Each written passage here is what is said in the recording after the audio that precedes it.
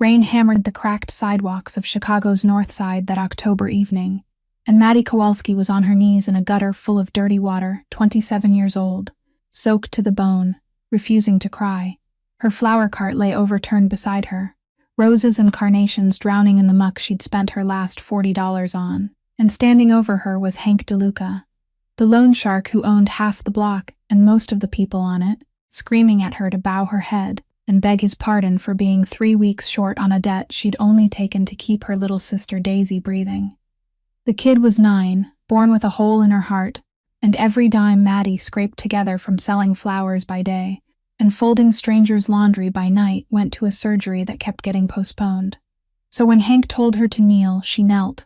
because she didn't have a choice, but she lifted her chin to the rain and said, "I'm down here because I owe you money, not because you own me." And that was the moment the whole city went quiet. A line of black armored SUVs that had been gliding through the intersection slammed to a halt in the middle of the street, brakes screaming, and out of the lead car stepped a man in a charcoal suit the rain didn't seem to dare touch. Vico Falcone, 37, head of the family that ran the docks, the freight, and the quiet muscle of the entire North Side. The kind of man whose name made grown men drop their eyes before they ever saw his face. For 6 years, nobody in that city had watched a single soul stand up to him, not since the night he buried his younger brother, and something inside him froze over for good, and yet here was a half-drowned flower girl on her knees telling a brute he didn't own her.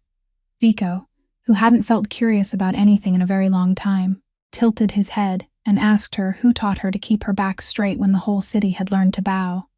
She looked up at the most dangerous man in Chicago, mascara running, hands shaking from the cold, and answered, "This back did. Nobody ever bothered to teach it." Everyone on that street expected him to make an example of her. Instead, he turned to the loan shark, and what he did next left Hank DeLuca white as the moon and the entire block holding its breath, because the cruelest man any of them had ever known had just stopped his whole convoy in the pouring rain for a girl with nothing to her name, and not one person standing there could begin to guess why. If a story about dignity, second chances, and the kind of love that can reach a frozen heart is something you want more of, do me a quick favor and tap that like button right now. Share this video with someone who needs to hear it tonight, and subscribe to the channel so you don't miss what happens next. Now let's head back to that rain-soaked street and find out exactly what Vico Falcone did next. Vico took one step forward, and the whole street took one step back, as if the air around him carried its own weight. He no longer looked at Maddie, but at Hank DeLuca, his gaze so flat and frighteningly calm that it belonged to a man far too used to deciding other people's fates to bother raising his voice. Hank, who had been the lord of half this neighborhood, suddenly felt his tongue turn dry and stiff. "How much does she owe you?" Vico asked, and Hank stammered that this was private business, a business matter, nothing that concerned Mr. Falcone, but his voice had lost every trace of the cruelty that had just been raining down on a woman kneeling in the mud. Vico tilted his head, still with that strange slight angle, and said that everything happening on these streets concerned him, including the piece of trash named Hank DeLuca, Toby Vance. The large driver standing beside the car pulled out a thick stack of cash, and Vico gave the order, sharp and clean as a knife stroke, pay off everything she owes. Then buy his so-called debt book too, his entire lending territory in this area. Because from tonight on, it's no longer his. Hank went pale, stammering that it was worth far more than that it had taken him years to build, and Vico cut him off with a sentence that sent a dead chill through the crowd. He said Hank should consider himself lucky that the only thing being taken from him tonight was money and not something else, and that if he ever dared set foot in this neighborhood again, next time there would be no chance to bargain. Hank DeLuca, the man who only moments earlier had forced a woman to kneel in the mud, now nearly buckled himself, gathering up the scattered debt papers before slinking away like a beaten dog, disappearing into the rain with his silent men. Still, no one on the street dared breathe too loudly. Vico turned back, and this time he truly looked at Maddie, looked at the woman still kneeling among the ruined flowers, rain streaming down her face. He held out his hand, a hand wearing a watch worth more than the entire apartment she lived in, and for one long moment the whole street thought she would take it, the way anyone in this world would have done. But Maddie pressed her own hands against the wet concrete and pushed herself up, every bone in her body trembling from cold and exhaustion, and she rose by her own strength, without touching the hand extended toward her. She stood straight before the most dangerous man in Chicago, more than a head shorter than him, her soaked clothes clinging to her body, and somehow she did not look small at all. "Why?" she asked, only one word, and inside that one word was both suspicion and the weariness of someone who had learned that nothing in this world came free. Vico looked at her for a long time, and for the first time in many years, he did not have an answer ready. He could not say it was because she was not afraid.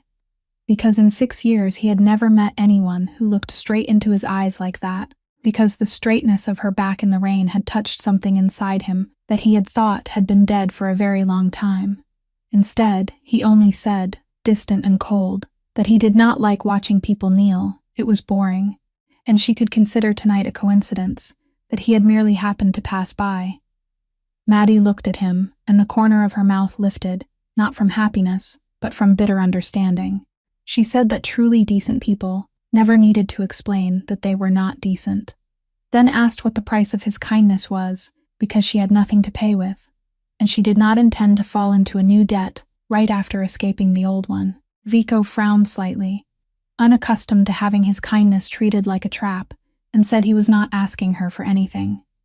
Maddie bent down to set the cart upright again, picked up the roses that had not been completely crushed, gathered them into her arms as though gathering the last things left from an entire day, and said, without looking up, that everyone said that at first,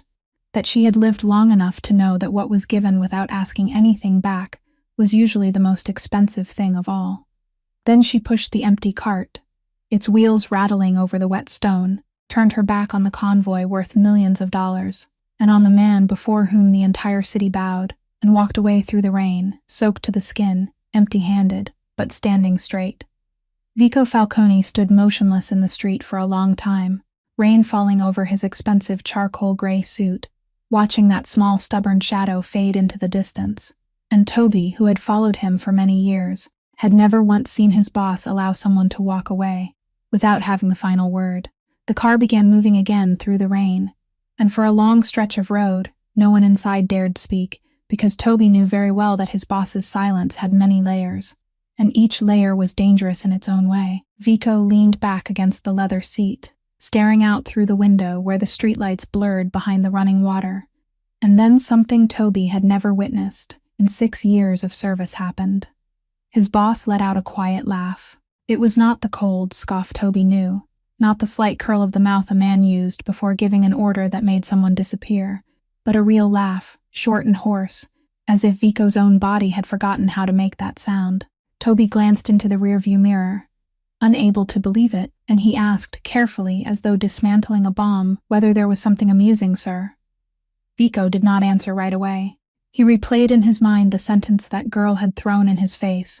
that truly decent people never needed to explain that they were not decent, and he shook his head, saying that in 6 years no one had dared call him a man pretending to be kind, and even less had anyone dared turn their back and walk away while he was still standing there. She threw my money back at me as if it were something filthy, he said, his voice still carrying something almost like amusement, and she walked away in the rain without $1 in her pocket, as though she were the one who had just done me a favor. Toby did not know how to respond, because he had seen many people weep and beg before this man, had seen powerful men bow low just to earn his nod, but he had never seen anyone make him laugh. And then the laughter faded as suddenly as it had come, Vico's face returning to its familiar sheet of ice, because the strange feeling that had just sparked inside his chest immediately dragged an old shadow behind it, the shadow he had carried for 6 years and had never been able to put down. He thought of Leo, the younger brother 4 years below him, the only person in the world who had ever dared speak to him honestly without fear, the one who had once laughed with him in exactly that innocent, stubborn way the flower girl had just stirred awake. Leo had died 6 years ago, not in a war with an enemy, not by a bullet from a rival family, but because of someone inside their own ranks, someone who had sat at the same dinner table, drunk from the same glass, called them family, then sold Leo to death in exchange for something Vico still had not found. He had turned this entire city upside down, interrogated every name, buried who knew how many false leads, And yet the traitor was still hidden somewhere, perhaps smiling at him every day, and it was that not knowing that had frozen his heart, that had taught him trust was a luxury a man like him could never afford again. That was why he had not laughed in 6 years, not because he could not, but because every time he nearly did, he heard Leo's laughter and remembered that someone had choked it silent. And yet tonight, in the rain, a woman with nothing had done what this entire powerful city had failed to do. She had cracked that ice with one thin line, and Vico hated the feeling almost as much as he could not stop thinking about it. When the car turned onto the road leading back to the mansion by the lake, he spoke, his voice cold and decisive again, ordering Toby to find out everything about that woman, what her name was, where she lived, why she owed a man like Hank DeLuca, and especially about the little sister she had mentioned. "I want to know who she is," Vico said, not because he meant to hurt her, but because he could not stand the thought that a stranger held the power to make him lose control like this. Toby nodded, committing every word to memory, but in the loyal man's heart rose a sense that tonight's rain had changed something enormous, something even his powerful boss had not yet fully measured, and that the name Maddie Kowalski would echo inside this cold mansion longer than anyone could have imagined. 3 days later, Toby placed a thin file on Vico's desk, and in those few short minutes, Maddie Kowalski's entire struggling life was laid bare beneath the cold light of the study by the lake. Her mother had died of cancer when Maddie was only 21 years old. Her father had left long before that, and she had carried the burden of raising her little sister Daisy, alone for 6 long years, working 2 jobs, selling flowers by day and folding laundry for hire by night, sleeping no more than 4 hours each night. And on the last page was the thing that made Vico pause the longest, a medical record, a 9-year-old child with a congenital heart defect who needed surgery as soon as possible, an operation so costly that on Maddie's wages it was as distant as a star, and the hospital had postponed the schedule 3 times because the family could not make the deposit. Vico read that number again and again. To him, it was only spare change, something he might spend on a dinner without thinking,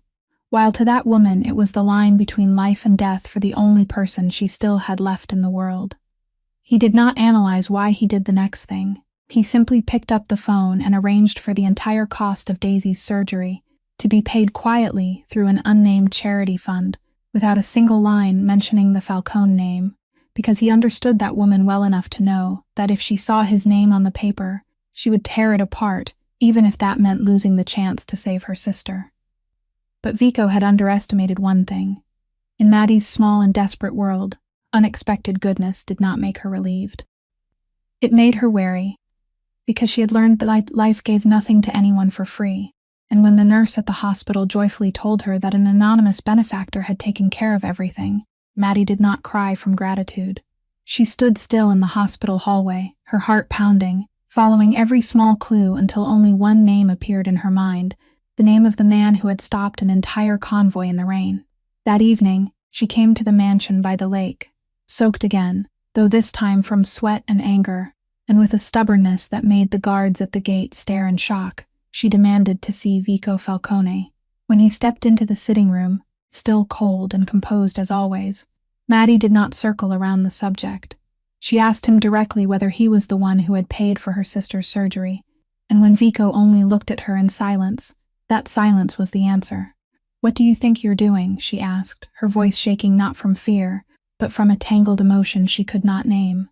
"Do you think I'll fall into your arms, be grateful to you, owe you for the rest of my life?" Vico replied calmly that he had only helped a child live, that she was making a simple thing needlessly complicated. But Maddie stepped forward, looked straight up into his eyes, and said the sentence he would remember forever afterward. "I'm poor, Mr. Falcone, but I'm not for sale. I may not have enough money for my sister's surgery," she continued, "but I still have the one thing your money can't touch. And if you think a check can buy my silence, my gratitude, or anything else from me, then you've chosen the wrong woman."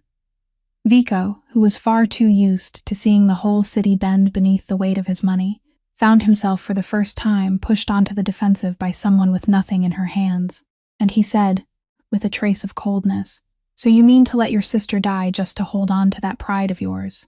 Is that what you call not selling yourself?" That sentence should have broken her, but Maddie only looked at him with eyes both wounded and steady, and she answered that she would do anything to save Daisy. She would kneel, she would beg, she would work herself to death, but she would repay every dollar he had spent, even if it took her whole life, because there was a very great difference between accepting help and being turned into something owned by a powerful man. And she would never let Daisy grow up seeing her sister belong to someone just because of a debt paper. Vico looked at that woman standing in the middle of his vast room, small, wet, exhausted, and yet not retreating one step. And once again that strange, uncomfortable feeling rose in his chest, the feeling of a man just realizing that the thing he could not buy was exactly the thing he wanted most, and he said, more softly than he intended, that fine, she could repay it, every dollar, but he would not take back the surgery money, because that child was innocent, and should not become a hostage in the duel between her pride and his stubbornness. And for the first time in that conversation, Maddie could not find anything to say in return. After that night at the mansion, two people who belonged to such opposing worlds should never have seen each other again, and yet this city seemed to have intentions of its own, because Vico Falcone began appearing in places where a man like him should have had no reason to set foot. He stopped his car in front of Maddie's small flower cart one morning, and bought every flower she had without clearly saying what he meant to do with them, and when she refused to sell on the grounds that she did not need his pity, he only answered curtly that he was buying flowers, not buying her, and that if she turned down a customer who paid fairly, then that was poor business. A remark that almost made the corner of her mouth lift, even though she tried to hold it back. Then he happened to be at the laundromat where she worked the night shift, sitting in a corner with a cup of coffee in a place like that, near midnight, looking almost absurdly out of place among the old washing machines and the smell of cheap detergent. And Maddie, wiping her hands on her apron, came over to him and asked directly what a crime lord like him was doing in this dump. Had all of Chicago run out of places for him to spend his money? Vico looked at her, and instead of answering, he asked why she did not run, because she knew perfectly well who he was, knew the rumors about people who had disappeared simply for displeasing him, and yet she still stood here arguing with him as if he were a difficult customer and not the most dangerous man in the city. Maddie shrugged, folding a towel with a motion so practiced it was almost unconscious, and answered that she was afraid of rent coming due, afraid of the number on the hospital bill,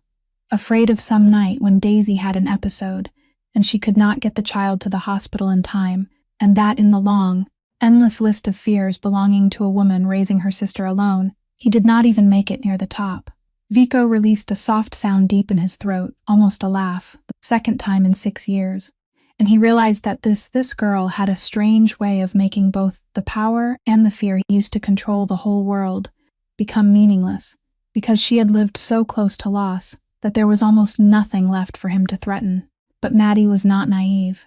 She knew very well what the man sitting across from her did for a living, and on another evening she accidentally saw another piece of his world when she stood hidden behind a street corner and watched him speak to a large man who had once intimidated the entire market, a man who had forced small vendors to pay protection money for years. Vico did not raise his voice, did not lift a hand. He only stood there, placed one hand on the man's shoulder, and said a few very quiet words that Maddie could not hear, and yet that huge man went pale, nodded over and over, then packed up and left the neighborhood that very night and never came back. She understood that such calm was more frightening than any shouting, that this man could erase someone from his life as neatly as a person erased a line of writing, and that should have made her stay away from him forever. But there was one thing Maddie could not deny, and it was that, through all those strange meetings, she began to see something no one else in this city saw, a vast loneliness hidden behind the ice, a man sitting at the peak of power, with not one person to speak to honestly, not one person who dared tell him the truth instead of carefully calculated flattery. And she, the woman who had nothing to lose, had accidentally become the only person who did that. And one night when he appeared at the laundromat again, she poured him a terrible cup of coffee from the old machine in the corner, set it down in front of him, and said that if he was planning to haunt this place, then he should at least drink something. And Vico took that cheap cup of coffee, something he would never have touched anywhere else, and drank it to the bottom, while beyond the glass door, the Chicago rain began to fall again, far gentler than it had been on the first night. It was not until a late autumn night, after the laundromat had closed, and the whole street had sunk into the rare kind of quiet Chicago only had in its deepest hours, that those two people truly saw each other.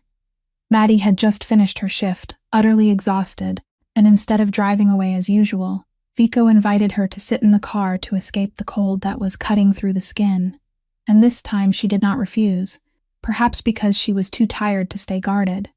Perhaps because something inside her had begun to trust this strange man more than she dared admit.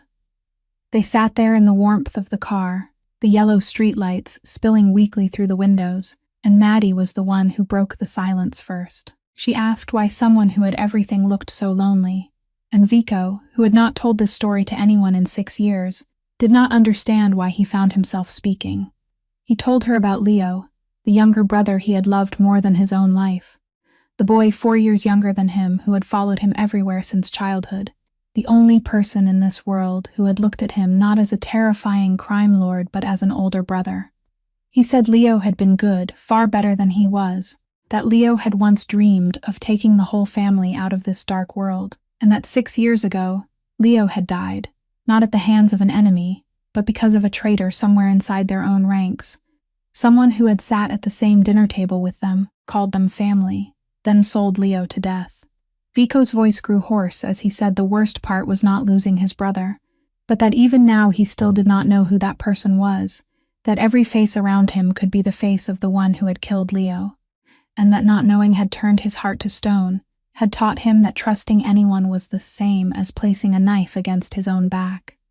Maddie listened without interrupting, without offering empty words of comfort, because she understood better than anyone that some pain did not need to be patched over, only heard, and when he finished, she softly said that she was sorry, not with polite sympathy, but with the full understanding of someone who had also buried a part of her own life. Then it was her turn, beneath that yellow light, and she told him about her mother, the woman who had worked herself to exhaustion to raise the two sisters, the woman who had died of cancer when Maddie was only 21 years old, leaving her with a 3-year-old little sister, and a promise that she would never let Daisy grow up in fear and hunger. She told him about the nights Daisy struggled to breathe, about the times Maddie had carried the child and run to the hospital because she did not have enough money for a car, about the helplessness of watching her tiny sister fight against an imperfect heart while she could do nothing except hold her hand and pray, and she confessed the thing she had never told anyone, that many nights she was numb with fear, not fear of poverty, not fear of hardship, but fear that if she collapsed, there would be no one left in this world standing between Daisy and the dark. Vico looked at her, and for the first time he understood that this empty-handed woman was actually richer than him, in a way he had never been. She had something to live for, something to fight for, while he had only power and loneliness. In the warmth of that car, the distance between them seemed to dissolve. He lifted his hand, hesitating, and brushed a damp strand of hair from her cheek, and Maddie did not move away. She raised her eyes to him, and in that moment both of them felt what was growing between them, something more dangerous than every gun in this city, a closeness neither of them allowed themselves to have. But at that fragile second, Vico's phone rang sharply, tearing through the silence, and when he looked at the screen, his entire face instantly froze back into its familiar mask of ice, because it was a call from Gloria, his mother, the woman who held the true power behind the entire Falcone family, and Maddie, though she could not hear the voice on the other end, still felt a coldness run down her spine.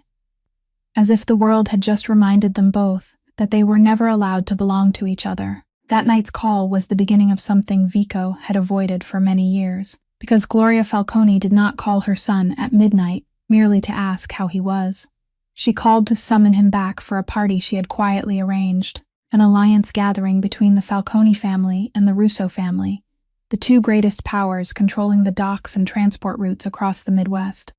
In Gloria's world, feelings were a luxury and a danger, while power had to be strengthened through alliances calculated with cold precision, and she had decided that the best way to protect the empire the family had built with blood was to marry her son to the Russo family's only daughter.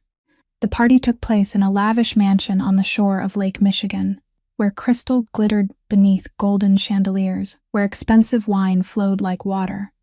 and where the most powerful people in the city exchanged smiles that never reached their eyes. Gloria, in an elegant black gown, and carrying herself with the majesty of an underworld queen, took her son's arm and led him through the crowd, and then she stopped before a young woman with a beauty so cold it could make the skin tighten, introducing her as Bianca Russo. 29 years old, the woman Gloria called by the name Vico despised, his future bride. Bianca was beautiful in the way of someone polished from childhood become a perfect chess piece, her smile flawless, every gesture calculated, and when she placed her diamond-ringed hand on Vico's arm, she did not look at him with the eyes of a woman in love, but with the eyes of someone appraising the property she was about to own. Vico stood there, polite in the coldest way, answering the social courtesies with clipped sentences, and throughout the entire evening he did only what was necessary to keep from embarrassing his mother in front of the Russo family. But his mind was somewhere else, in an old laundromat filled with the smell of cheap detergent, in a warm car where an empty-handed woman had made him tell the story he had buried for 6 years. And that distraction did not escape Bianca's eyes, because a woman raised to hunt power always had sharp instincts for threats. And she realized at once that the frozen heart of Vico Falcone, the thing the whole city believed nothing could move, was thinking about someone else. When the party had stretched late into the night, Bianca happened to glance over and see Vico standing alone on the balcony, staring intently at the phone screen where a photo someone had just sent him was glowing. And though she could not clearly see the picture, she saw something far more important. She saw his eyes soften. She saw something almost like longing pass across that face usually as cold as stone. And in that moment, Bianca Russo understood that some woman had reached a place she, with all her beauty and strategy, had never touched. She stepped onto the balcony, gently placed her hand on the railing beside him, and said in a voice as sweet as honey that a man like him should not allow himself to be distracted by trivial things, that some roads had been set long ago, and deviating from them would only bring pain to everyone. Vico turned to look at her, his eyes cold again, and answered that he had never been a man who allowed someone else to draw his path for him, not his mother, not the Russo family, and that if Bianca had come here hoping for a warm marriage, she should adjust her expectations. Bianca only smiled, a smile that did not falter at all, and when Vico went back inside, she remained alone on the balcony, looking down at the dark surface of the lake, and in her mind a cold plan had begun to form, because Bianca Russo had never lost anything she wanted. And if some woman was standing between her and the position she craved, then she would find that woman, and she would make her disappear, one way or another. While Bianca Russo was quietly weaving schemes in the world of high society, Maddie was unknowingly drawn into another secret, one that began with that fateful rainy night, because there was a question that had haunted her for weeks, and that she could not push away. She did not understand why someone like Hank DeLuca, a man who specialized in small loans around the neighborhood, had suddenly pressed her so viciously over being 3 weeks late, when for months before that he had allowed her to delay payment without caring very much. The more Maddie thought about it, the more she felt that something did not fit, and with the sharp instinct of a woman who had learned to survive by seeing through people, she began quietly following the small clues, asking other vendors in the area, people who had also borrowed money from Hank.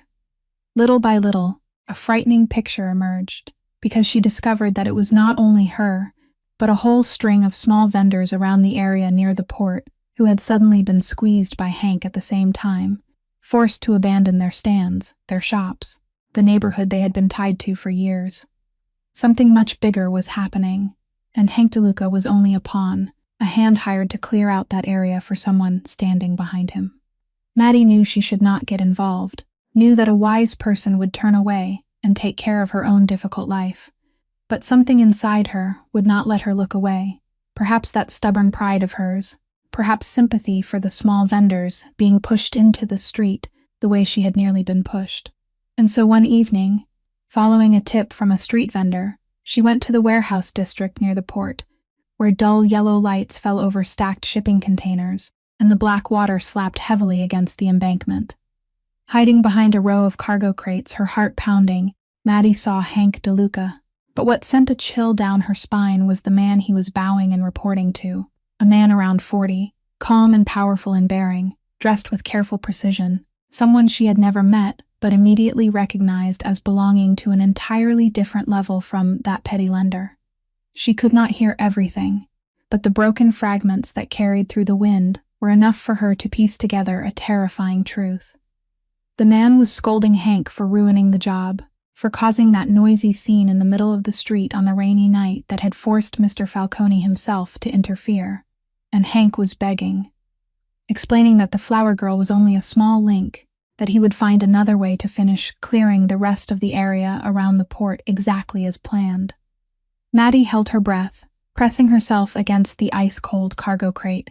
and she understood that her debt had never been accidental, that she and all those other small vendors were only tiny obstacles on a much larger chessboard, part of a plan to seize and control the entire valuable area around the port, and that the cold man standing there was the true hand pulling the strings. Just as she was about to step back and leave, a small stone beneath her foot rolled away, making a faint sound in the stillness of the night, and the stranger's head snapped up, his gaze sharp as a knife sweeping toward the darkness where she was hiding. For one moment, Maddie felt as if her heart had stopped.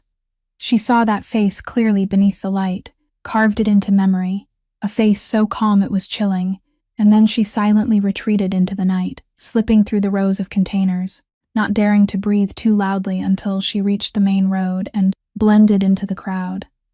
She did not know the man's name, did not know who he was in this vast underworld, but she knew one thing, that she had just seen something she never should have seen.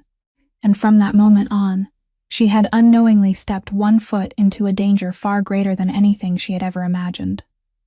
That night, when she returned home and sat beside Daisy's bed while the little girl slept deeply, listening to her younger sister's fragile breathing, Maddie clenched both hands and told herself she had to be more careful than ever, because she was not alone, because if anything happened to her, Daisy would have no one left, and she had no idea that the face she had just committed to memory belonged to a man standing closer to Vico Falcone than anyone else in the world, a man even the most powerful crime lord in Chicago trusted completely. Maddie had not yet had time to learn more about the face she had memorized when another threat came for her, this time not from the dark underworld, but from the very peak of the Falcone family. Because Gloria Falcone was not the kind of woman who sat still when she saw her son distracted. That powerful woman had a network of eyes and ears across the city, and it did not take long for her to learn that what was melting her son's frozen heart was not some baseless rumor, but a penniless flower girl living on the north side, an empty-handed woman raising a sick little sister. One afternoon, a luxury car stopped in front of the laundromat where Maddie worked, and she was taken to an elegant tea room in an upper-class district, where Gloria was already waiting beside a steaming cup of tea, coldly beautiful in expensive clothing, carrying the majesty of someone accustomed to directing other people's fates with nothing more than a lifted brow. She invited Maddie to sit, poured her a cup of tea Maddie did not touch, and went straight to the point in a velvet-smooth voice, more dangerous than any shout. She said she admired women who knew how to take care of themselves in adversity, that she had heard a great deal about Maddie and about her poor little sister with an imperfect heart. Then she placed a check on the table, a number so large Maddie had to look twice, to be sure her eyes were not deceiving her, a number enough to pay not only for Daisy's surgery, but for years of treatment afterward, enough for the two sisters to begin a new life somewhere else and never worry about money again. All she had to do, Gloria said, as lightly as if discussing the weather, was leave Chicago, cut off all contact with her son, and disappear from Vico Falcone's life forever. This is a gift, she added, an opportunity very few people in Maddie's circumstances ever received, and a smart mother would understand that saving her sister's life mattered 10,000 times more than some foolish feeling that could never have a good ending. Maddie sat there, staring at the check, and for one long moment the whole room seemed to hold its breath, because this was no ordinary temptation. This was Daisy's life placed on one side of the scale, everything Maddie had sweated and cried for over so many years and still failed to reach, now lying neatly on a piece of paper in front of her. She thought of her sister's pale face, of the nights the child struggled to breathe, of the promise she had sworn beside her mother's sickbed, and in one weak second, her hand trembled slightly. But then Maddie lifted her head, looked straight into the cold, sharp eyes of the most powerful woman she had ever met, and pushed the check back to the middle of the table, slowly but firmly. "You can buy my silence," Maddie said, her voice so calm it surprised even her. "You can buy the distance between me and your son, but there's one thing you'll never buy, and that is the reason I stand upright. I'll find a way to save my sister," she went on. "I'll work until my back breaks, I'll borrow, I'll beg from person to person, but I won't sell who I am in exchange for it, because if I do that, then the life I save won't mean anything anymore, and Daisy will grow up with a sister who has lost herself." Gloria looked at her for a long time, and the flicker of admiration in her eyes was quickly replaced by something far colder, because she was not used to being refused, and she took the check back, folding it slowly in a calculated way.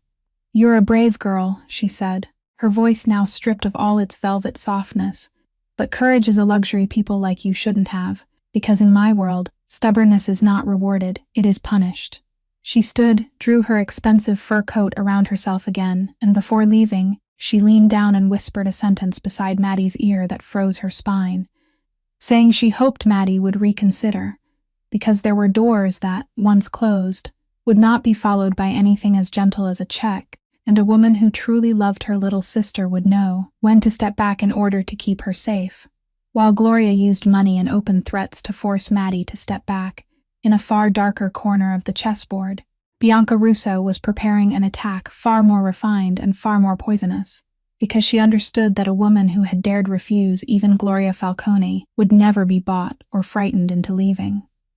If she could not push Maddie out of Vico's life, then she would do something crueler. She would make Vico push that woman away with his own hands, and to do that she needed an ally who understood how the underworld worked, someone with access to the Falcone family's secrets. Bianca found exactly the right person, a calm and powerful man, the right-hand man Vico trusted absolutely, the man no one in the family dared suspect, and she had no idea that the man she had just joined hands with had his own reasons for wanting Maddie gone, reasons even Bianca, with all her sharpness, could not guess. Those two schemers sat together in a closed room, and from there a plot was woven, so intricate it was almost perfect. They knew that the only weakness inside Vico's frozen heart was the wound left by Leo, the obsession with the faceless traitor, the truth that this man could never fully trust anyone again after his brother's death. And so they decided to turn that very weakness into a weapon. They built a story that Maddie Kowalski was not a poor flower girl who had accidentally stepped into Vico's life, but a carefully planted pawn, a spy sent by an opposing force to get close to him, to dig out secrets, to slowly place a knife in his back exactly as someone had done to Leo 6 years earlier. They forged documents, fabricated money transfers that appeared to flow into Maddie's account from an anonymous source, staged photographs of her speaking with people she did not even know, and arranged scraps of information in an order that made them look like undeniable evidence. Vico's right-hand man even carefully planted a few true details among the lies, because he knew very well that the most perfect lie was always wrapped in a few grains of truth, and that the fact Maddie had once been seen near the port at night, something he had happened to learn, could be twisted into proof that she had been spying for the enemy.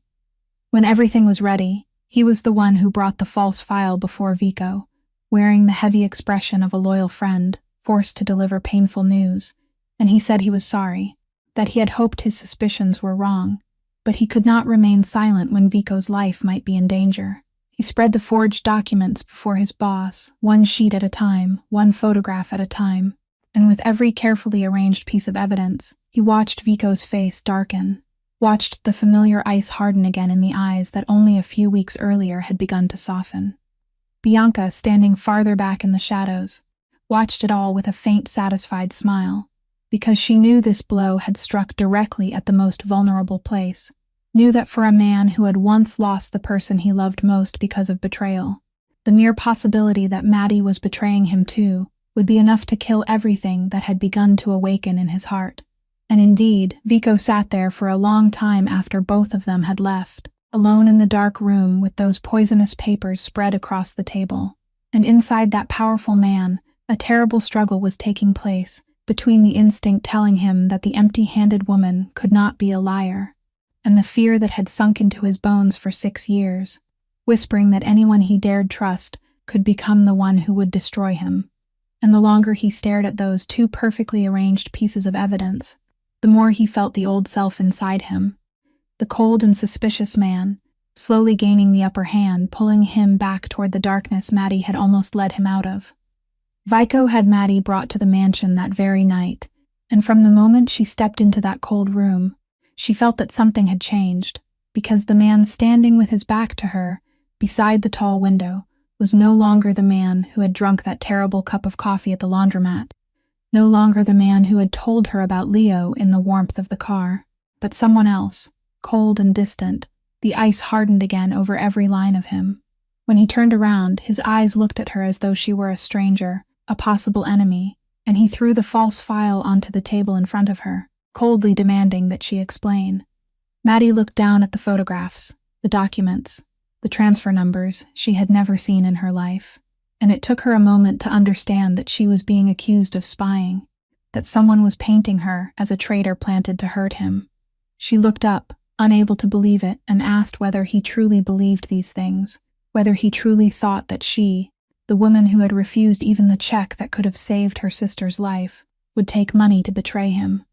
Vico did not answer right away, and that silence hurt more than any accusation, because it showed her that even if it was only a small part of him, he was still doubting her. He said, his voice so flat it was cruel, that he had once placed his trust in someone he loved, and had paid for it with Leo's life, that he could not let that happen again, and that this evidence was too clear for him to ignore. Every word was like a knife, and Maddie felt something inside her chest break open, not from fear, but from a pain so deep she had not expected it, because she had allowed this man into the hidden corners of her heart, had let him see the fear and weakness she kept concealed from the whole world, and now he was using that trust itself to condemn her.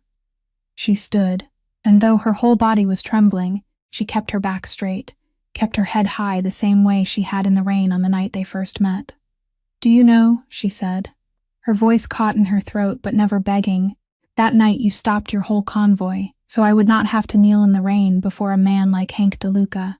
And I thought, even if only for one brief moment, that maybe there was still someone in this world who saw me as a human being and not as an object." She took one step toward him, her eyes shining but not letting a single tear fall, and she asked the question that made even Vico freeze. "So did you save me from kneeling in the rain, only to make me kneel inside your heart now, only to make me beg you to believe in the person you already know I am?" "I won't do that," she went on, her voice steady again. "I won't beg a man to trust me, because trust is not something you should have to plead for, and if after everything you've seen in me, you still choose to believe these papers more than your own eyes, then that is your loss, not mine." Then she turned her back on the most powerful man in Chicago, just as she had on that first night, and walked out of the cold room, her head still held high, even though inside, her heart was breaking into pieces. Vico stood motionless in the middle of the room, his hands clenched so tightly that his knuckles turned white, one part of him screaming at him to go after her, to tear those poisonous papers apart, but the old fear had sunk too deep, and he let her go. But someone else had witnessed everything from outside the door, Toby Vance,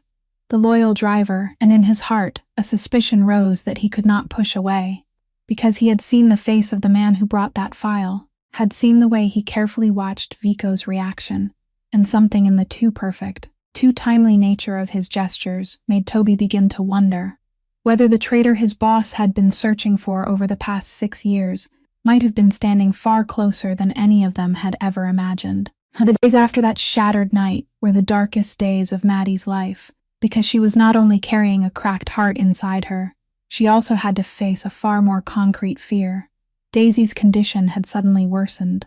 The little girl's heart began working more poorly, the breathing attacks came more often, and the doctors were forced to admit Daisy to the hospital for urgent monitoring. Before they could carry out the surgery that fate kept delaying again and again, Maddie almost never left the hospital. She sat beside her sister's bed day and night, holding that tiny hand, and it was precisely when she was most exhausted and vulnerable that the hidden puppeteer saw the perfect chance to close his trap. He, the right-hand man Vico trusted absolutely, the man Maddie had accidentally seen at the port without knowing who he was, understood that as long as Maddie was alive and still remembered his face, and what she had heard that night, he remained in danger, and now was the time to clean up every loose end once and for all. One evening, just as Maddie stepped out of the hospital room to get medication, a man in a white coat approached with flawless professionalism, introduced himself as someone from a leading cardiac specialty hospital, and said that a benefactor had sponsored Daisy's transfer there for the most advanced treatment, and that the ambulance was already waiting. All the paperwork looked valid, every word was sweet and persuasive, and in the burning desperation of an older sister who had become too frantic to save the child she loved, Maddie almost believed him. But the sharp instinct that had helped her survive through so many brutal years suddenly rang a warning bell, because there was something in that man's eyes, a cold calculation hidden beneath the mask of concern, that made her suddenly remember the night at the port. She made the excuse that she needed to confirm it with Daisy's treating doctor, and the moment she turned away to make the call, every layer of disguise instantly fell away, because those men had no more time to keep acting. They closed in around her in the empty hallway, and in a quiet but threatening voice, one of them said that if she wanted her little sister to keep being cared for safely, she would come with them obediently without making a sound, that Daisy's fate was now in their hands, and as long as Maddie did exactly what she was told, the child would not be harmed. Maddie understood at once that this was not an offer of treatment but an act of coercion, that they were using the very life of the little sister she loved most as a rope to bind her, and her heart felt as if it were being crushed, because she knew that no matter how hard she fought, she could not gamble with Daisy's fragile life. And so, for the first time in her life, the stubborn woman who never bowed to anyone was forced to swallow all her pride and follow those men in silence, only to make sure her sister stayed safe, even while something inside her was screaming. While the trap around Maddie snapped shut, another trap was being set for Vico himself, because the man pulling the strings had cleverly fed him false information, claiming that the traitor who had caused Leo's death years ago would finally appear at an old warehouse by the port that night, a lure calculated to strike directly at his deepest obsession. At the same time, Bianca Russo was playing her own part in this web of conspiracy, arranging that when Vico rushed to that warehouse, he would be thrown into the middle of a staged situation meant to provoke a serious conflict between the Falcone family and the people the Russo family wanted removed, a trap designed to push Vico into danger and break the balance of power in the city in her favor all at once. That night, two cords of the same conspiracy tightened around two people who only recently had sat so close together inside the warmth of a car, and neither of them knew that the only person who could save the other was being pushed farthest away by lies. Toby Vance, still quietly following his suspicions about his boss's right-hand man, was the only one who sensed that something was terribly wrong with this night, that too many things were happening at once, in a way that felt too convenient to be trusted. And he began silently following the traces, not knowing that the time to save both Maddie and Vico was running out with every minute that passed in the darkness of Chicago. After being taken to an unfamiliar place and held there, Maddie sat in that sealed room, her heart tangled with the question of why anyone would target her to this extent, why a penniless flower girl would be worth the effort of such a carefully built machine. And it was not until the man behind everything stepped inside that she understood the truth was more terrifying than anything she had ever imagined. The man who came through the door was the face she had memorized at the port that night, the calm and powerful man Hank DeLuca had once bowed and reported to, but now he was no longer hiding in the shadows. He looked at her with chilling composure, and when he spoke, every word made the scattered pieces inside Maddie's mind suddenly lock together into a picture so complete. It was horrifying. He said she was a smart woman, but she had the deadly habit of seeing things she should not see, and that this was not the first time her family had accidentally stepped into his path. Maddie did not understand, and when she blurted out the question of what he wanted from her, he slowly revealed something she never could have expected, that what he truly feared was not what she had heard at the port a few weeks earlier, but something that had happened long ago, nearly 2 years before, on a night even she herself might have forgotten. He reminded her of the time when the two sisters had still lived in a shabby boarding house near the edge of the port, when Daisy was only 7 years old, and he said that on some late night, the little girl, awakened by a breathing attack and standing beside the small window, had accidentally looked down into the dark alley below and seen something a child should never see. A face in the darkness, his own face, at the exact moment he was erasing a loose end that could have exposed what he had done. Maddie suddenly remembered, dimly at first, and then more clearly, the night Daisy had run into her arms trembling and said she had seen a scary man outside the window, a story Maddie had thought was only the nightmare of a sickly child and had soothed away, never knowing that her tiny little sister had just become the only living witness to a hidden crime. He went on to say that for nearly 2 years, he had quietly trying to take control of the entire area around the port, pushing small vendors elsewhere, and that part of the reason was to trace and wipe away every connection to that night, that squeezing her through Hank DeLuca had originally been only one link in that plan, but then the fateful rainy night had sent everything beyond his control, because Vico's intervention had unintentionally pulled her closer to his world than ever before, and made her start digging into things that should have stayed buried forever. Now she knew too much, he said, and her little sister knew something even more dangerous, and a man in his position could not allow those two threats to exist. Maddie felt the blood in her body turn cold, not because she feared for herself, but because she feared for Daisy, because now she understood that her innocent little sister, a child only 9 years old with an imperfect heart, had unknowingly carried a death sentence simply because she had stood beside a window at the wrong moment. She begged him, not for herself but for her sister, saying that Daisy was only a child, that the girl did not even clearly remember what she had seen, that she was seriously ill and could not harm anyone. But the man only looked at her with empty eyes untouched by mercy, and replied that the things that seemed most harmless were often the very things that ended people, and that he had learned that lesson at too high a price to make another mistake. In that desperate moment, between those 4 cold walls, Maddie realized that she could not simply sit there waiting for mercy from a man without a heart, that if she wanted to save Daisy and save herself, she had to find a way out on her own, and inside that unyielding woman's mind, even as she stood at the edge of the abyss, a spark of calculation began to flare, because she suddenly realized that the man standing before her in triumph had just accidentally told her secrets he had never dared tell anyone else. Fate seemed unwilling to let Maddie go, because at the very darkest moment, a new crisis crashed down and shattered every calculation in her mind, for Daisy, the little sister they had brought, and kept in another room of the same building under the excuse of medical care, suddenly had an attack. The child's imperfect heart, already fragile after days of worsening illness, could not endure the tension and upheaval, and when one of the guards rushed in, panicked, saying the little girl was turning blue and could barely breathe, the room where Maddie was being held suddenly became the scene of the most desperate battle of her life. She begged to be taken to her sister, and when they led her into the room where Daisy was lying, Maddie's heart seemed to break apart at the sight of her tiny little sister's lips gone pale and bluish, her chest rising and falling with terrible difficulty, her eyes half open as they searched for the face of the only sister she had in the world. Maddie collapsed to her knees beside the bed, took that cold little hand in hers, and she knew better than anyone that the child needed medicine, needed emergency care immediately, needed to be taken to a real hospital instead of being held in this dark place, and that every passing second and every passing minute could be the line between life and death. She looked up at the cold man standing in the doorway, the man holding her sister's life in his hands, and in that moment, all the pride that had once been her weapon, the only armor she had worn throughout her entire life, suddenly became weightless beside Daisy's faint, struggling breath. The woman who had never knelt before anyone, the woman who had lifted her head in the rain before a cruel lender,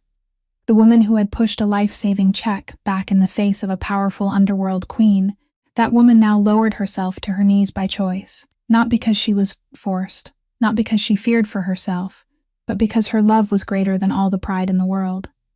"I'm kneeling now," she said, her voice breaking, but every word still clear. "You won. Do you hear me? I'm kneeling in front of you. I'm begging you. Call emergency services for her. Take her to the hospital.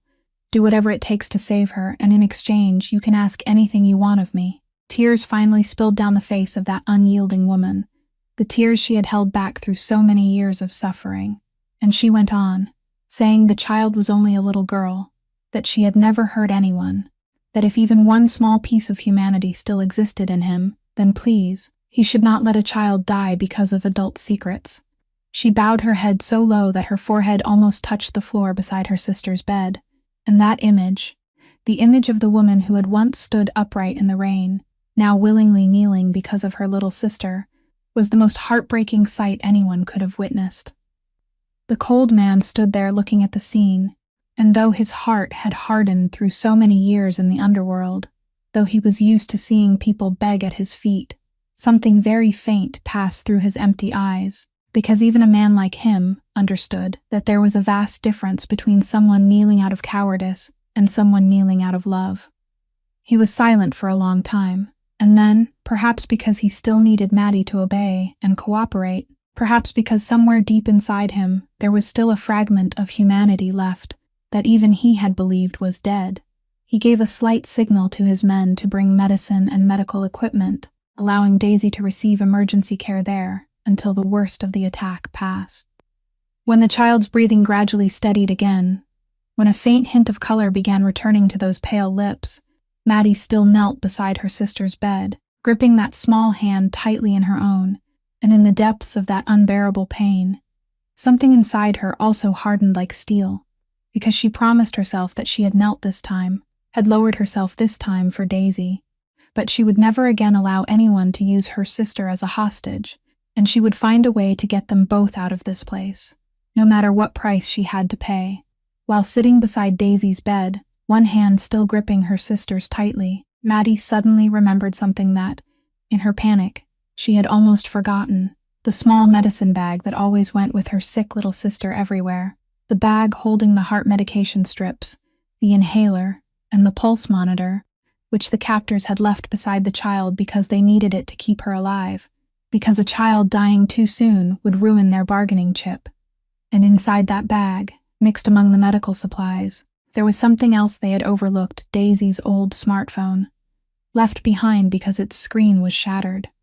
Maddie, a woman used to figuring out how to repair everything in her poor apartment, because she could not afford to hire anyone, understood better than most how devices like that worked, and a reckless plan began taking shape in her mind. She pretended to collapse from exhaustion beside her sister's bed, hiding her hands as they moved quietly, and with all the skill and patchwork knowledge she had gathered through years of surviving on her own, she activated the device's recording function and found a way to make it silently send out the location signal of this place. Now she needed one more thing. She needed that man to speak with his own voice, and Maddie understood that her sharpest weapon had never been strength, but always her tongue and her mind. When that cold man returned to the room to check on them, Maddie lifted her eyes to him, and instead of continuing to beg, she began to draw him out, using the voice of someone who had accepted defeat and only wanted to understand her fate. She said she could not understand a man like him, that he was clearly so intelligent and powerful, so why did he have to spend his whole life in the shadows? Why did he have to strike at even a child because of old secrets? And just as she had hoped, the arrogance of a man certain that both sisters would soon have no chance to tell anyone anything made him lower his guard, because to him, confessing to someone who was about to disappear was no different from speaking to the walls. He began to talk, slowly and with great self-satisfaction, about how he had climbed to the position he held today, about the people who had to fall so he could earn the trust and power now in his hands. And then, guided carefully by each of Maddie's questions, he reached the greatest secret of all, the secret he had kept buried for 6 years. He spoke of Leo, of the younger brother of the very boss he still served so loyally every day, and with a coldness that forced Maddie to hold back a shudder so he would not see her reaction. He admitted that he was the one who had sold Leo out 6 years ago, that he was the hidden traitor Vico Falhonkney had hunted with madness for all those years, never knowing the man had been standing beside him the whole time, calling him brother, trusted by him completely. He said Leo had begun suspecting his hidden dealings, that the young man had been too clean and too honest for him to feel safe, and so he had acted first, arranging everything perfectly so blame would fall on someone else, while for the past 6 years he had enjoyed Vico's complete trust, standing closest to the fire without ever being burned by it. Maddie sat there, her face keeping its weary, resigned look, but inside her chest her heart was pounding like a war drum, because she knew every poisonous confession was being fully recorded, every syllable of it, by the tiny device hidden in Daisy's medicine bag. And farther away, somewhere else in the city, the location signal she had secretly sent was traveling silently through the night, searching for exactly one person, the only person in whom she had placed her hope, because as she worked the device, she had tried to send it to Toby Vance's contact number, the loyal driver she had once met. The man, her instinct told her, still carried an honest heart in the middle of this world full of lies. Maddie did not know whether the signal had reached him, did not know whether anyone would arrive in time, but she had done everything a trapped, empty-handed woman could do. She had turned her enemy's own arrogance into his trap, and now, holding her drowsing little sister in her arms, all she could do was wait and pray that the truth she had seized with her life would find its way into the light in time. The signal Maddie had desperately sent into the Chicago night did not lose its way, because at that very moment Toby Vance, who had been quietly following his own suspicions for days, was sitting in his car, tracing scattered clues, and when his phone vibrated with a recording and an unfamiliar location, he almost ignored it until he heard the familiar voice of the man the entire family trusted ringing through the audio, admitting to the very crime Vico had hunted for 6 years. Toby sat frozen in the car, his hands tightening around the steering wheel, because although he had been suspicious, he still could not believe that the traitor his boss had searched for across the city, the man who had caused Leo's death, was the very person standing closest to Vico, the man Toby himself had worked beside for years without a trace of doubt. He did not waste another second. He immediately drove hard toward the mansion by the lake, and when he found Vico, he placed the phone on the desk and let his boss hear the entire recording. Vico Falcone stood there, motionless, and when the voice of the man he had trusted absolutely sounded out, each cold confession about selling Leo out, about staging his brother's death, and then calmly standing beside him for 6 years, calling him brother, made his whole world collapse and rebuild itself at the same time. His face, usually cold as ice, went deathly pale, then slowly darkened with a fury more terrible than anything Toby had witnessed in all his years of service, a rage that did not shout, did not smash things, but was silent and deep like a volcano about to erupt, the most dangerous kind of anger in a man like him. In that moment, the final 2 pieces fell into place inside Vico's mind, because he understood that the traitor from years ago and the person pulling the strings behind the entire conspiracy against Maddie were one and the same, that the poisonous file accusing her of being a spy, the thing that had made him coldly push her away, had all been arranged by his own right-hand man to silence that innocent woman. He remembered Maddie's shattered face the night she turned and walked out of this room, remembered her question asking whether he had saved her from kneeling in the rain, only to make her kneel inside his heart, and a regret sharp enough to cut flesh rose through his chest, because he realized that his own fear and suspicion had pushed the only person who had ever told him the truth straight into the hands of the enemy. Toby hurriedly reported everything else he had found, that Daisy had been taken away under the false excuse of medical treatment, that Maddie was being held at the location shown by the signal, and that the message luring Vico to the warehouse by the port that night to find Leo's killer was actually a trap set to destroy him. And when Toby added that this conspiracy had more than one hand involved, Vico instantly understood Bianca Russo's role, because he remembered her cold, sharp eyes on the balcony at the Alliance party, remembered the way she had warned him not to let himself be distracted by trivial things, and now everything was clear, that this ambitious woman had joined hands with the traitor to clear the path toward the position she craved, each of them driven by a different motive, but both aiming at the same target, Maddie. Vico did not waste a single extra word. He only put on his coat, and in his eyes now there was no familiar layer of ice, only a frightening cold fire, the resolve of a man who had finally seen through all the lies that had imprisoned him for 6 years. He ordered Toby to gather the people he could still trust, the few who were truly loyal, and the familiar black convoy rolled out again into the Chicago night, but this time it was not to strengthen an empire or punish a debtor. It was to save an empty-handed woman and her little sister, to correct the greatest mistake of his life, and to finally face the man who had stolen from him both his brother and his ability to trust another human being, the man who had hidden for far too long right beneath his eyes. Vico's convoy raced toward the place where Maddie was being held at the very moment the traitor had summoned the ranking men of the organization there, because he meant to turn this night into the final move of his game, staging everything, so that when Vico appeared, he would already hold the upper hand, accusing his boss of being led by the nose by a spy and walking himself into death. But he had failed to account for one thing, that the man who walked through the warehouse door tonight was no longer someone ruled by fear and suspicion, but a Vico Falcone who had seen through everything. Just as the traitor opened his mouth to accuse Maddie in front of everyone, Vico only raised the phone in silence and let the whole room hear the recording. The traitor's own voice rang out through the perfectly still space, each cold confession about selling Leo out 6 years earlier, about staging the death of his boss's younger brother, and then calmly standing beside him for years.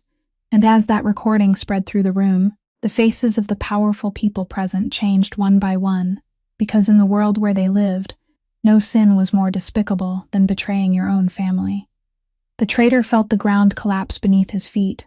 because he understood that the recording had just stripped him bare before the very people who had feared him only moments before, that all the years he had spent carefully building a mask of loyalty had vanished like smoke with only a few spoken words. In desperation, he did what a cornered man often does. He threw away every trace of false calm and lunged forward, and in that moment of chaos, his eyes went to Maddie, the woman who had destroyed his entire plan, intending to drag her down with him as one final act of revenge. Maddie, newly freed and holding Daisy, who was now breathing carefully through a portable medical mask tightly in her arms, had no time to react to that mad recklessness. But someone else did, Toby Vance, the loyal driver who had been beside Vico for so many years and the very man who had brought the truth into the light. Without a second of hesitation, Toby threw himself between the traitor and Maddie and her little sister, taking the full force of the attack meant for the woman and the child, and he fell onto the cold warehouse floor, a serious wound spreading across him, his eyes still trying to lift toward the boss he had served with his whole heart. Maddie's cry tore through the room, and Vico, seeing his most loyal companion fall while protecting the woman he loved, erupted with a fury as cold as ice. The struggle between the two men was brief but violent, and though the traitor fought with savage desperation, he was no match for a Vico driven by both grief and iron resolve. Before long, he was overpowered, pinned hard to the warehouse floor, with nowhere left to run, nowhere left to deny anything, exposed in his guilt before them all. Meanwhile, in a shadowed corner of the warehouse, Bianca Russo stood frozen, because she had come here hoping to witness Maddie's collapse and her own side's victory. But now all she saw was the entire conspiracy falling apart before her eyes, saw her ally exposed as the most cowardly kind of traitor. When the powerful people in the room turned their contemptuous eyes toward her, and when the Russo name became tied to a scheme so vile that no family would want to touch it, Bianca understood that her own ambition had just destroyed her, that she had gambled everything and lost it all. With no choice left, she quietly withdrew from the room, the proud face she had once worn now left with only humiliation, carrying with her a disgrace that would cling to her whole family in a world where honor was worth more than life itself. Vico did not bother to look after her even once, because to him now, Bianca Russo and all her ambition had become small and meaningless. He could think of only two things: the loyal companion who urgently needed to be saved, and the woman kneeling in the middle of the warehouse with her little sister clutched tightly in her arms, the woman he had wrongly suspected, pushed away, and almost lost forever. The woman who was looking up at him with tear-filled eyes and a feeling that, even after all this hurt, had not gone out. With the traitor pinned beneath his feet and the truth exposed before everyone, Vico Falcone stood there, and in his hands now lay the ultimate power he had craved for 6 years, the power to end the man who had taken his only younger brother from him, the man who had turned his heart to stone, the man who had imprisoned him in suspicion and loneliness for one long, endless stretch of time. The whole room held its breath and waited, because everyone understood that by the laws of this world, that traitor deserved the final punishment, and no one present would dare blame Vico if he acted. His face was cold as ice, his eyes burning with the fire of 6 years of buried pain, and his hand trembled not from fear, but from the weight of rage demanding release. This was the moment he had waited for, through countless sleepless nights, the ending he had imagined thousands of times in dreams filled with hatred, and now it was right in front of him, one decision, and it would be done. But at that exact second, a voice sounded in the room, not a shout, but a soft voice, trembling yet clear, Maddie's voice. She had risen to her feet, still holding Daisy in her arms, and she walked toward him, one step at a time, without fear of the violent world surrounding her. "Stop," she said, and when Vico turned to look at her, his eyes filled with conflict, she went on with all the tenderness that someone who had endured too much pain still somehow kept inside her heart. "I know he deserves to pay," she said. "I know he took your brother from you, destroyed your life, and if you do what you're about to do, no one here will blame you. But listen to me," she said, her voice catching. "If you do this tonight, then he wins, because he'll keep you forever trapped in the very world that killed Leo. The world of blood and hatred that has held you prisoner for 6 years. He already stole your brother from you once. Don't let him steal the rest of you too. Don't let him turn you into the very thing you hate most. Let it go," she said, and tears rolled down her face, not because he deserves forgiveness, but because you deserve freedom, because you deserve a life no longer chained to old pain, because Leo, the younger brother who once dreamed of leading the whole family out of the darkness, would surely want to see you live, not sink deeper into this mire. Let the law and conscience punish him. Let him live the rest of his life with his guilt, but you, walk out of here with me, with Daisy, and begin again." The whole room fell into absolute silence, and Vico Falcone stood there, torn between the two men inside him, the cold crime lord who had lived by violence his whole life, and the man Maddie had seen hidden deep within, the lonely man who longed for someone to trust him and love him. Time seemed to stop, and then, slowly, his clenched hand began to loosen. He stepped back once, then once more, turning away from the traitor and leaving his fate to justice, choosing for the first time in 6 years not revenge, but release. And in that sacred moment, a figure standing in the doorway had witnessed everything. It was Gloria Falcone, the mother who had rushed there after hearing her son was in danger. She had seen it all, had seen the empty-handed woman she once looked down on risk herself by stepping into this dangerous world, had seen her stop Gloria's son from losing his soul, had seen her do what all of Gloria's power and money had failed to do for years, save Vico's frozen heart. And in that moment, the wall of prejudice Gloria had built throughout her entire life began to crack. Because for the first time, that powerful woman understood that the true worth of a person had never been in family name or money, but in the heart itself, and that the flower girl she had once tried to drive away was the one most worthy of her son. That night at the port did not merely close one conspiracy, it opened an entirely new path for Vico Falcone's life. Because the moment he let go of the traitor was also the moment he let go of the man he used to be.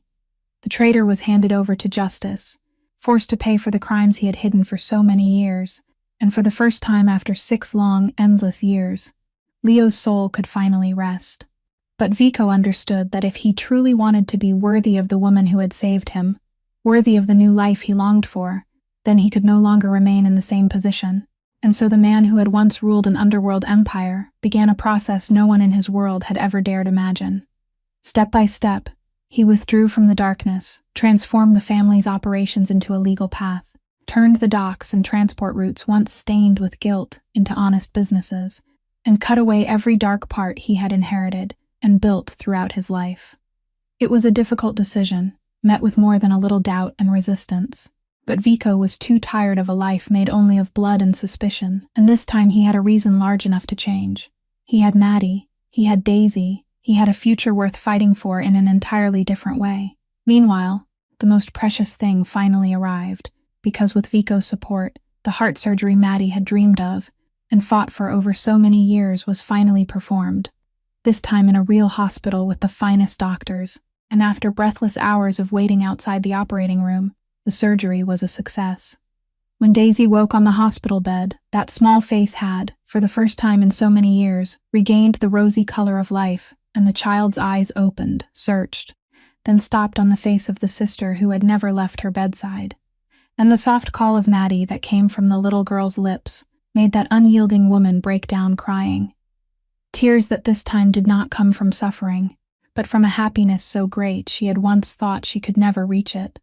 Vico stood silently in the doorway, witnessing that moment, and inside the chest of the man who had once been so cold, a warmth rose that he had forgotten long ago, the feeling of someone who had finally found a home to belong to.